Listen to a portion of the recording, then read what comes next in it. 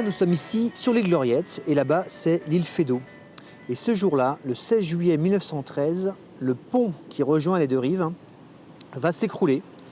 Il va s'écrouler à cause de la Loire, des courants de la Loire qui vont le faire tomber. Donc ça, c'est ce qu'on appelle une carte événementielle en fait, c'est-à-dire qu'on prenait les événements à Nantes, les catastrophes. Il n'y a pas de télé, il n'y a pas de réseau. Voilà, ça c'est vraiment la carte qui sert de passeur voilà, d'image.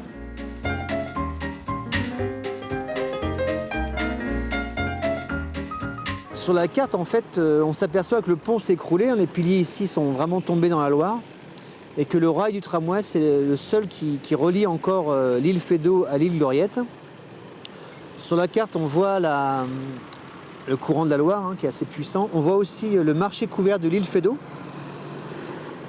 Un marché de fruits et légumes, de poissons, un peu de tout. On voit des milliers de Nantais là, qui sont là à regarder ce qui vient de se tramer. À chaque fois qu'il y a une catastrophe à Nantes, on sort quand même, c'est l'événement. Au fond, on voit la place du commerce avec le palais de la Bourse. Aujourd'hui, c'est la Fnac. Ici, place du commerce, il n'y a pas encore le cinéma Le Gaumont. Il y a à l'époque le journal Le Phare qui est ici.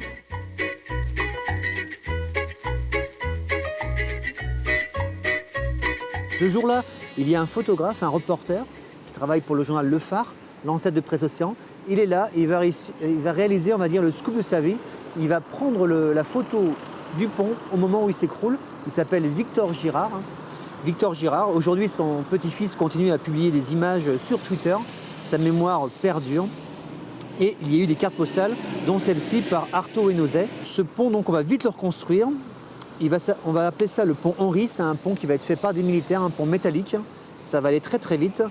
On va le reconstruire après le pont Henri et puis les comblements vont arriver dans les années 1920. Il n'y aura plus la Loire, il n'y aura plus de pont, il y aura ce qu'on voit aujourd'hui ici, c'est-à-dire une route, tout simplement.